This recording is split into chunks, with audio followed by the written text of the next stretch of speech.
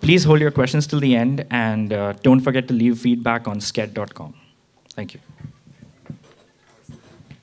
I was going to have Dan come up on the stage so that we could each say each of our names, but yeah. Yeah, I'm Ellis. I work at Google. My main job is on Google's managed cloud AI platform, but I spend all my passion and energy on open source, which is this project. That's a joke, by the way. I don't care about both. My name is Dan. I work at the data science platform at Bloomberg.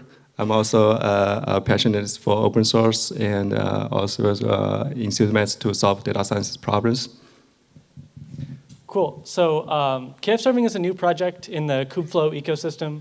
Kubeflow you probably are aware of right now if you're coming to the ML track at KubeCon. But if you're not, Kubeflow is a project in the Kubernetes ecosystem for training, managing, deploying models on Kubernetes. And KFServing is the serving story for Kubeflow. So if you have a model, what is a model? Typically, a data scientist takes a bunch of data that they have, and they write some model code. Maybe that's TensorFlow or PyTorch or XGBoost. There are different frameworks. Sometimes it's just some raw Python code. And you take your algorithm, your model, and you train it against some data, and you eventually end up, it's a vast oversimplification, but eventually end up with some sort of asset that can be served. For TensorFlow, this is a serialized asset called a savemodel.proto. Different frameworks have different serialization schemas. But as a data scientist, you end up with this resource that you then need to figure out, OK, how do I start sending traffic to this thing? And some data scientists have started to come to Kubernetes and say, OK, well, Kubernetes is good at serving, and I need to serve. How do I do that? And this is what they need to learn. It's really scary. Kubernetes is incredibly scary to data scientists. How many of you here are data scientists? And how many of you here are ops or engineers or infrastructure people? Yeah, so Kubernetes, OK, how many of you are scared of Kubernetes? So this is your domain. You understand it kind of well. But for data scientists, it's very, very terrifying. And it's not even their job, right? They need to focus on new algorithms, new frameworks, reading papers, going to ML conferences, not infrastructure conferences. These fields are also both changing incredibly quickly, which is really, really challenging to stay on top of both. So this is where KFServing comes in. We try to take all of the complexity around infrastructure and package it up into a very, very simple, consumable interface for data scientists. Data scientists are our customer. That means we're solving problems for them, not infrastructure people. It's an infrastructure project, and so infrastructure is always involved. There's some handoff with ops, some relationship there. But as we build our interface and as we build our features, we're focused on meeting data scientists where they are. We're trying to build a consistent experience for deploying models of any kind, whether it's PyTorch or XGBoost. We don't care. We don't have any opinions. We want to support all of the popular frameworks. We want a really simple use case, but we want it to be extensible as well. That means on day 100 or a year in, once your model is mission critical, we don't want to have our users have that moment of, oh no, how do I add network policy? That should just work. We also don't think that modern production features that you've kind of see with Kubernetes, like canary deployments, tracing, et cetera, we don't think that ML workloads shouldn't have those features because ML is so complicated. How could we also do tracing? So we try and make sure that that story is complete. A little bit of history about the project. Some of you might have been to the talk by Tommy Lee and Animesh Singh on serverless inferencing last year in Seattle. I was sitting in the audience, and I was kind of paying attention and kind of typing away on a CRD I was playing around with. And I was implementing an interface that was translating machine learning models, or the frameworks for serving machine learning models, onto Knative resources. And here come Tommy Lee and Animesh Singh, and they're giving a talk on how to do that. I then, a couple weeks later, got introduced to Dan Sun, who was doing the exact same thing at Bloomberg, and Microsoft was doing a similar thing, and I thought, OK, we've got to stop. Let's talk about what we're doing, talk about what we're trying to achieve, and see if we can work together on this. All of these projects were in open source, but they weren't really compatible with each other. We weren't really paying attention to each other. So we founded this working group that we called KFServing. And we started to develop an interface and a system that met all of our customers' needs. So we have a diverse set of customers, a diverse set of companies, and we're trying to solve the model serving problem once in a way that's general. Kubeflow was a really awesome community to help us build this. Kubeflow has some really amazing principles around open governance and open community. It was really easy for people to trust Kubeflow as a standard and as a good place to go develop ML on Kubernetes. It wasn't even that hard of a sell. People just started showing up to our weekly meetings. And before long, we had a technical steering committee from 5 different companies, the ones you see here, and we were having weekly discussions on how to develop KFServing. We started off with an interface. This is, I think, one of the most important pieces to making that day one experience for data scientists really easy. Here's 3 examples of our CRD, one for scikit-learn, one for TensorFlow, and one for PyTorch. You can see that this will get you 3 different applications, each with an HTTP endpoint, and each one serving a model of a different framework. In each of these examples, there's a storage URI that points somewhere in the cloud, in this case, Google Cloud Storage, to a serialized asset, one for sklearn, one for TensorFlow, and one for PyTorch. The experience is consistent no matter what your framework is, and the serialization format is always different, but you have a very common experience for each of these. You might notice that in the PyTorch model, there's an extra field called model class name. We have these concepts of framework specs. So there's a TensorFlow spec, a PyTorch spec, and they're common enough in that they have the same specification for storage URI, things like Kubernetes resource requests, et cetera. But any extra fields that they need, for example, TensorFlow batching or PyTorch class name, we also wire those through the spec. If we dig a little bit deeper into this example, in here you have kind of the day one, I just want an endpoint that serves. And here you want to actually start to exhibit some control over it. We start off with the first extension, which is a service account. Potentially, you want to authenticate your request to Google Cloud Storage because you don't want it to be public, and you need an identity running on the container. We allow you to pass in a Kubernetes identity that we mount on the container, and it just wires up magically. Min and max replicas are a way to control your provisioning to make sure that you don't drop requests and that you can meet demand while not overspending. And resource requests are obviously very important. We have some defaults, but most of the time you want to customize this for your model. We even allow GPUs through this interface. The second half of the spec is a somewhat controversial, but I think really powerful piece of KFServing.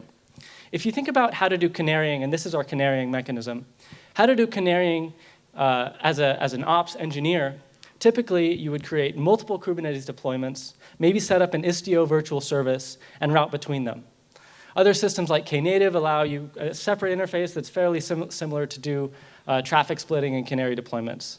But that can be really challenging, especially for data scientists. We've basically simplified the n-way traffic split into a 2-way traffic split with the assumption that when doing any sort of deployment, you only really need a new and an old. And that's exactly what this mechanism is built for.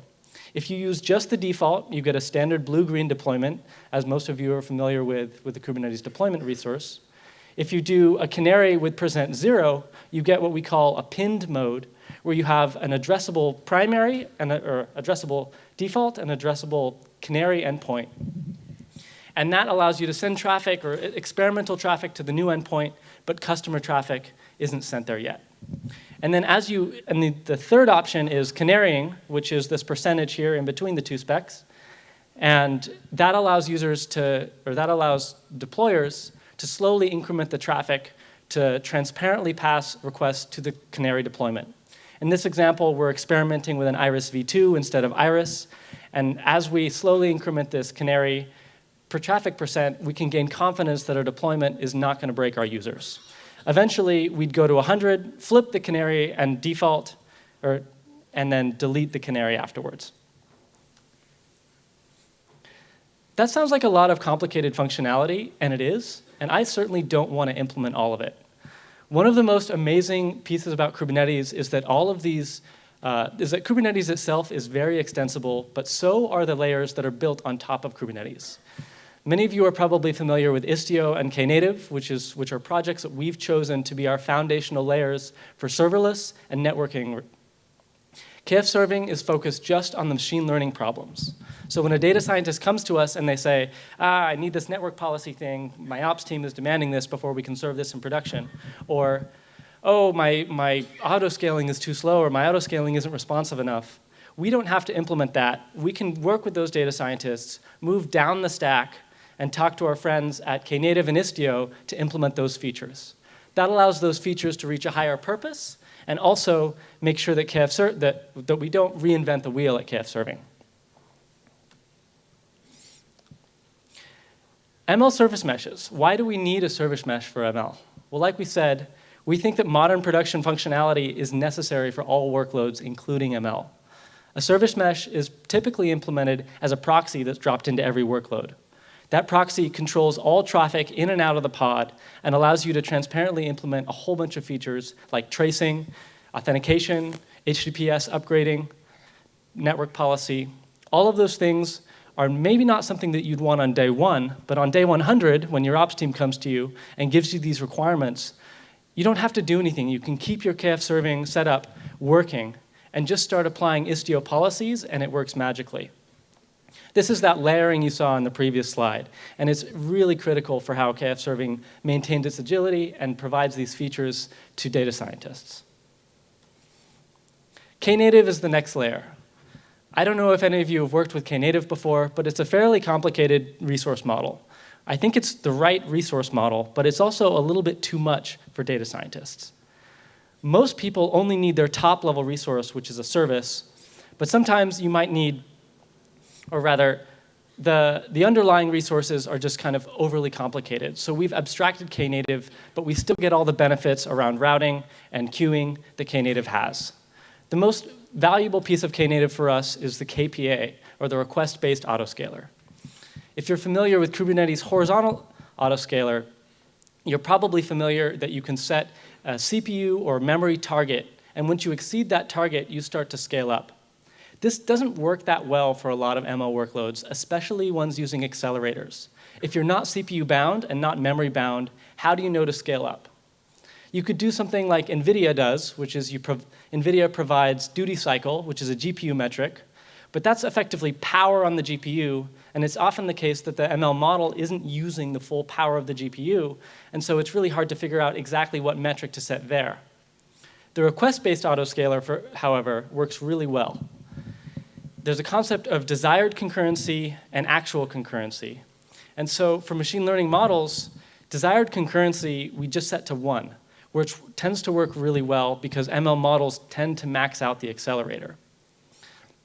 What that means is that if a single pod has 10x concurrency, because that's how the load balancer has routed the requests, we know that we need 10x the number of pods. And that allows us to auto-scale in a really snappy way, and it happens to work really well for machine learning workloads without any additional configuration.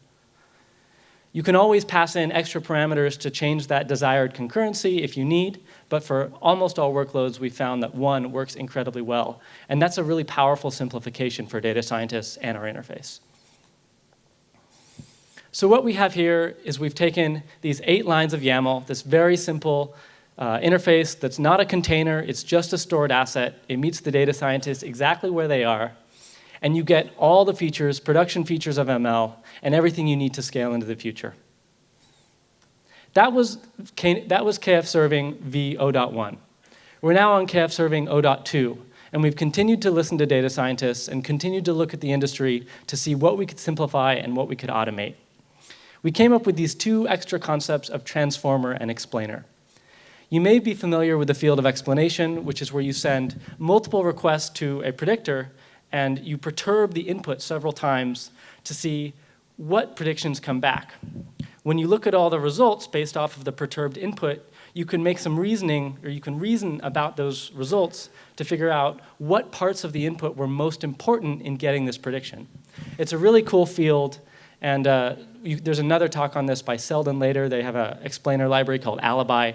But we're basically just an architectural component of an explainer. So we have an out-of-the-box Alibi explainer implementation that can be configured in YAML, or you can provide your own container implementation of an explainer, and we wire up the routing so that you just drop it in the spec, and it wires up automatically. We've also seen the concept of a transformer, which is incredibly important. Maybe you want to take a request, clean it, or pre-process it, or translate a user ID into a bunch of features about the user. You need some hooks somewhere, and often machine learning frameworks don't give you a place to execute that code. We've implemented this hook in KFServing as what we call a transformer. So the request comes in, we translate a user ID into a whole bunch of features about that user. The explainer then takes all those features, perturbs them, sends many prediction requests. The predictor, hello? Oh. The predictor then does predictions on each of those requests, and at the end of the day, you get back your explained, transformed requests. All of this is automatically wired up for data scientists, and we've seen that this pattern and these use cases can be reused in all sorts of scenarios.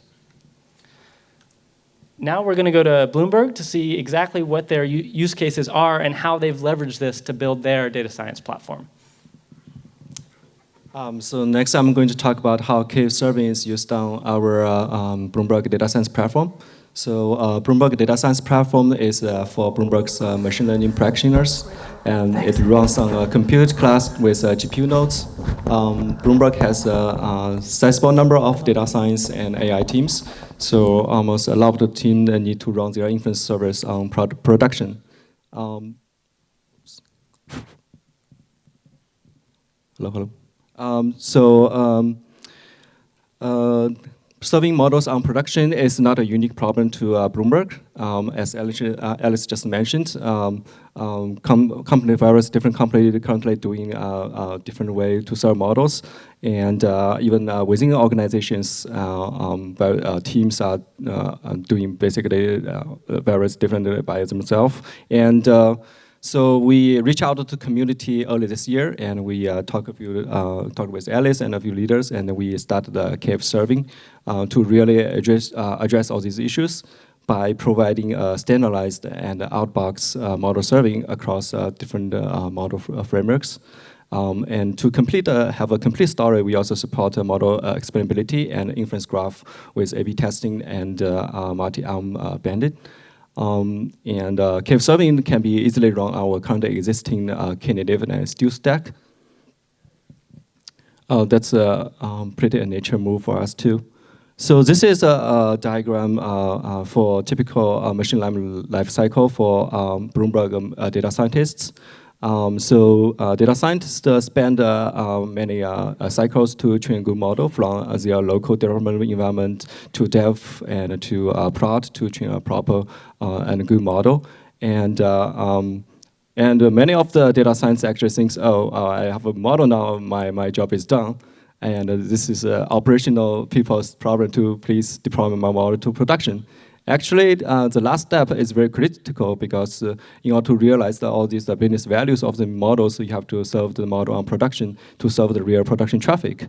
However, this is a very challenging task to a lot of data scientists. How many of you think like a serving model is very difficult on production? Yes. We found out a lot of time, like a lot of models are not getting shipped to production for various reasons. For some, they don't know how to handle the production load with the required latency and throughput. And for some, it sometimes takes months to productionize a model. Sometimes they just feel they are not very confident about their new model. As our infrastructure team, we really want to take this responsibility to help speed up the productionize their inference service, as well as increase their confidence to when you roll out a new model they build.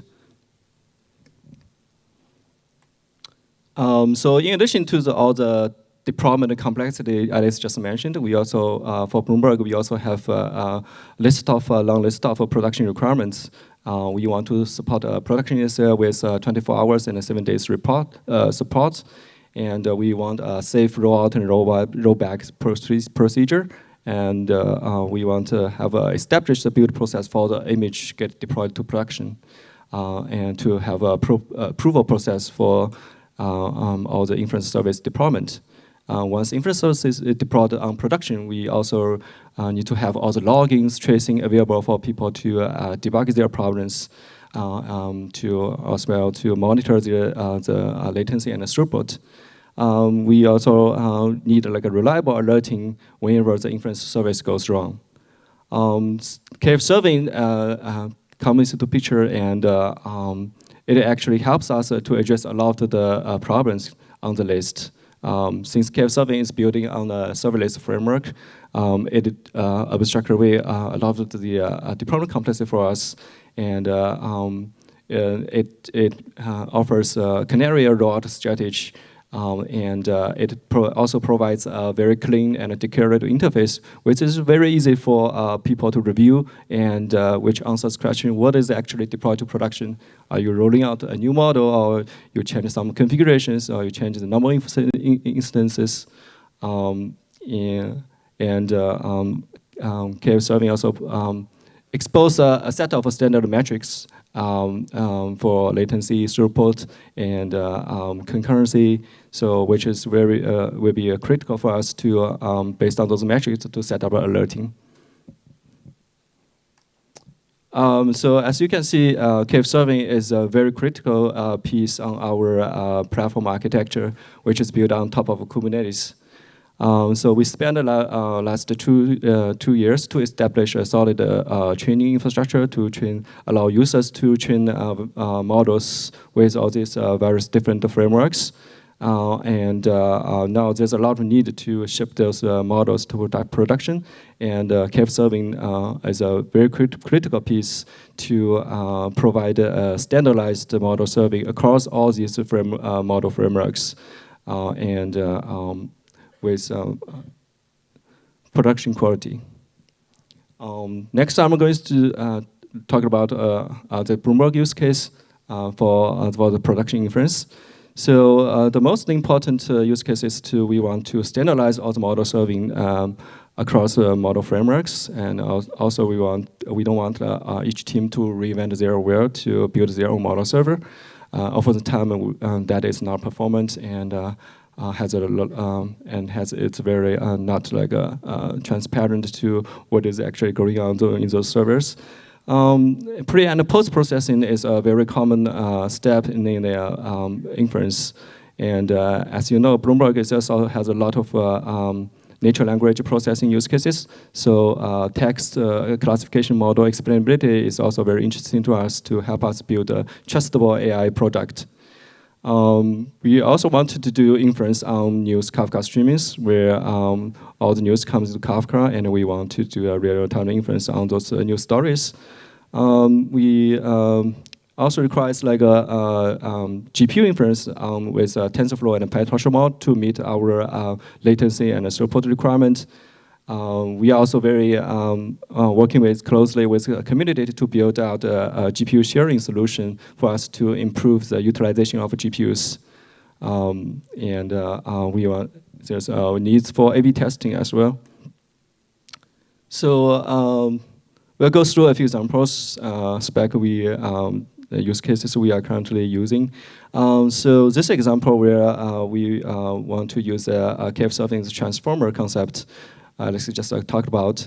So KFServing offers a SDK where you can easily allow to implement your own pre and post processing. So you extend the KFServing's base class, and you can hook up with your own pre and post processing handler. Once you build an image, and you can add the transformer to your inference service spec. Once you submit the inference service, KFServing actually responds to 2 microservices. One is transformer and one is predictor. When the request comes in, it will hit the transformer first, invokes your pre-process handler. Transformer will then call out to a predictor to get your prediction result back. Again, it will invokes the post-process which often the time people use it to deliver a more user-friendly response back to the end user.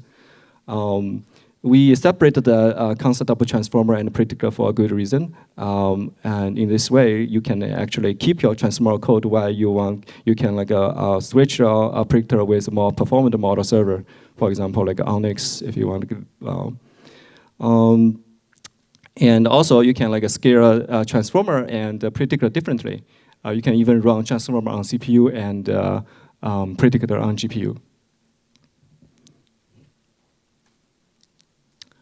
If you have a needs to build your own, sometimes maybe the out-box model service route don't satisfy the need, you can always extend KFServing SDK to implement your own prediction functions, which is fairly straightforward. And you build an image, and then you can shovel that image onto the KFServing custom spec. And then you get the goodness of all the KFServing offers with auto-scaling, canary routes, and you get all the metrics out of the box.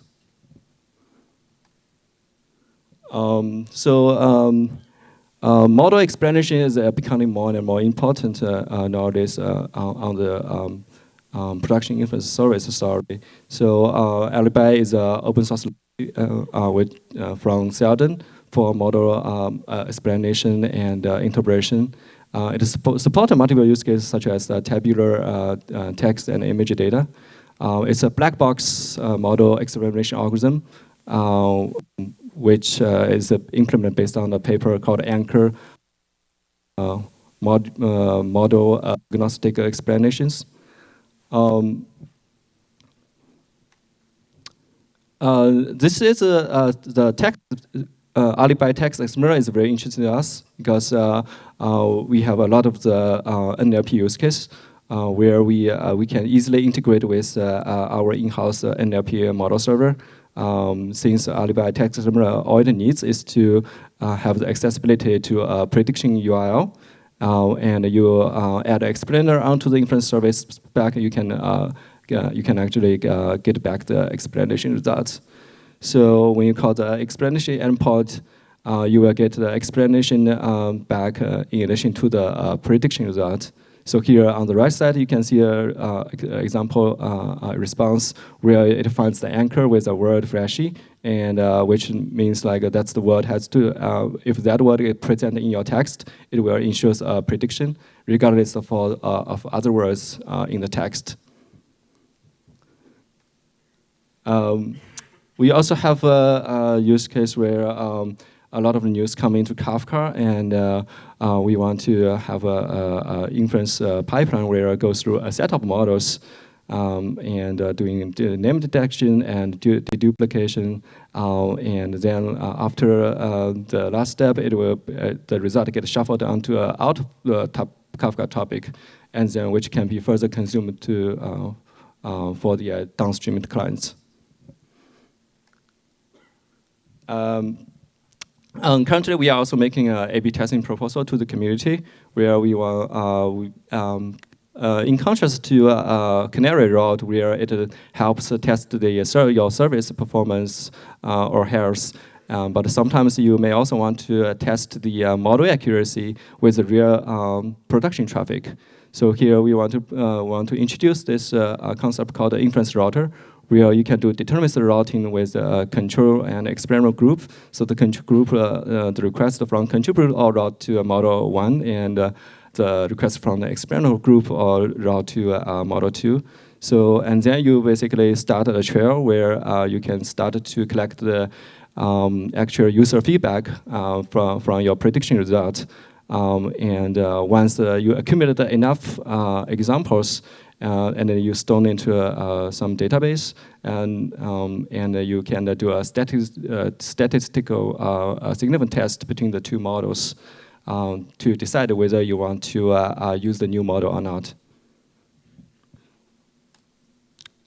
So after we are able to support all these features, finally we want to have a simple and reliable deployment process for data scientists to deploy their inference service to production. So we want the data science to focus their machine learning source code.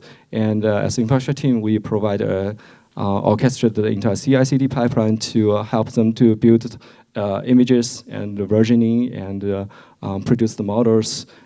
So data science they can then create a KFServing Inference Service deployment Git repo to write a KFServing spec we just showed. So they can, every time they iterate, they can update the image version, or if they're using some of the custom KFServing or pre-processed images.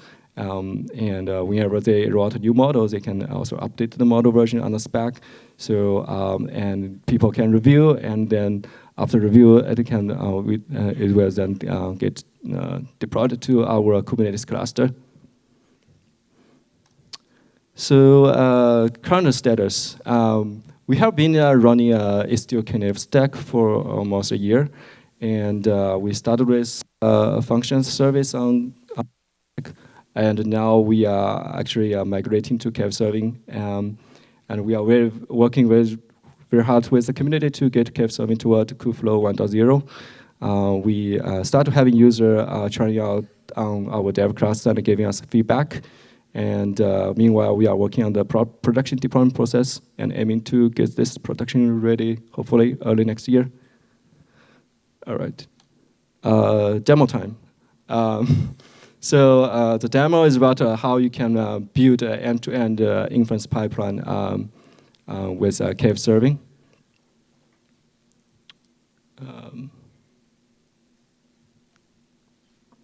So the demo here is a famous a minute example. So what I want to do here is I have a bucket here, and I want to upload a digit. And then once I get the response back, see I have 0 to 9 here. So once I get the result, prediction result back, it will automatically put into this one of the bucket. So in order to do this, I basically implement a transformer where there's a pre-process and post-process. So the pre-process basically, so once I upload the image, it will send a Kafka event to the menu, publish a Kafka event, and it will get delivered to the Inference Service. And the Inference Service will call this pre-process function to download the image and then do an image transform.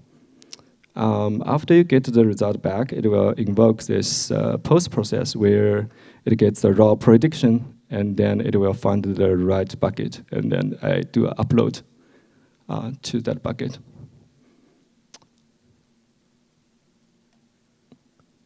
So I just so I will try to deploy KFServing from a notebook. So we have an SDK where you can specify the transformer. So I build an image with that pre and post processing, and I put the image here. And it's because my cluster is stingy, so I override the request and remits. And then I'm going to create a specify predictor with a TensorFlow. So I have a model trained on S3 bucket.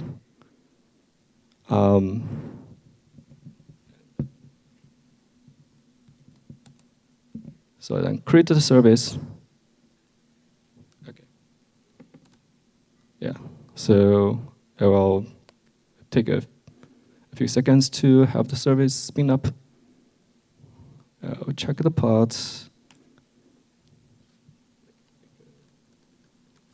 So you see you have we spawned two pods here. So actually it's like a two Knative service. So I see notebook here. So okay, so the service is ready. So it says readiness true, and 100% traffic is sent into the service, and you get an endpoint.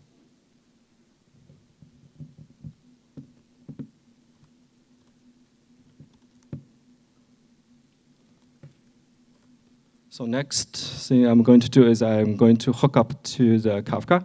So as I upload the image, it will publish event to the Kafka, and then it basically says from this topic, I connect to this Kafka broker where I deployed in cluster, and I will deliver that event to this inference service, which David mentioned.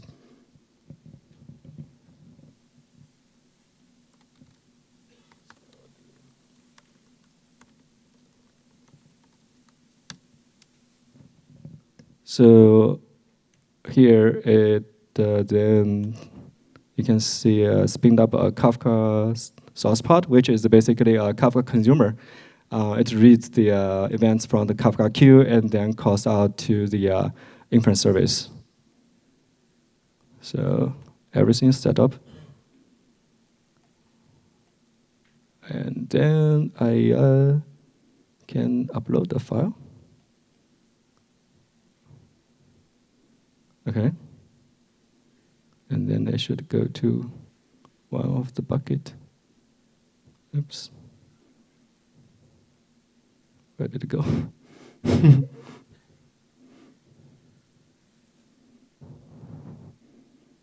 Try again.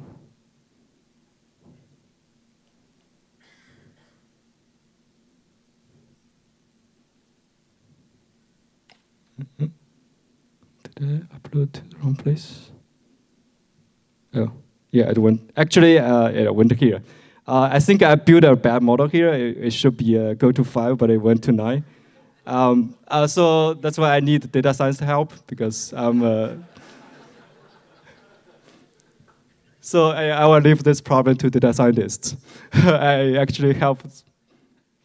All right, and where's my slide? Where's the last closing slides?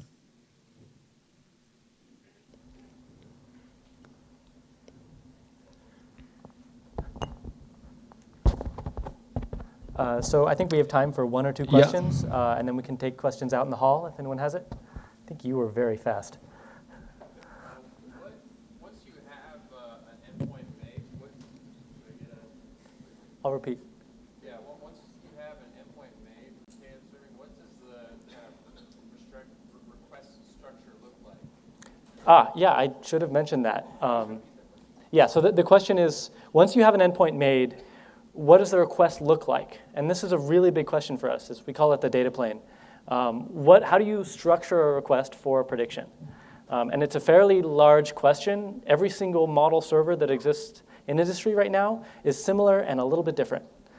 So if you look at how TensorFlow serving, which is basically the first, and a lot of people followed their convention, that works in one way, and ONNX runtime works in another way, and TensorRT inference server works in another way. We've tried to get all of these people, OpenVINO's another, into a room, and so we have a committee, a data plane committee that's working on this problem of how do you, in a standard way, send a request to any framework. And that would enable you to, say, swap out a scikit-learn model that you started implementing, and maybe you ran into some performance problems and did better with PyTorch, and you could swap that out under live traffic as long as the request format was the same. So for HTTP, we've decided among the community, including OpenVINO and TensorFlow and TensorRT at NVIDIA and a bunch of other, I guess we have our own implementations of some of the Python ones. We've been able to standardize that around TensorFlow's HTTP protocol. And if you go in our docs, there's a simple structure of what that looks like, and it's fairly straightforward. There's some pretty serious problems, especially with encoding images into JSON. You can't put bytes into JSON, and images are typically represented as bytes. So you have to base64 encode it, and that base64 encode, decode, and JSON parsing is expensive. And this is where NVIDIA is really helping us. We're talking about a more performant interface. So we would expect in the future, every single model server or every single framework would support 2 interfaces. One very simple JSON one, which is TensorFlow's existing protocol, that you could just curl like an array of floats if you wanted to. But if you needed to do something more performant like image processing, you could do something like protobuf or flat buffers. That's still in development. So that's kind of the current state of things. We're hoping within several months that we have a really solid story around what the performant standardized data plane is. All right, we're out of time.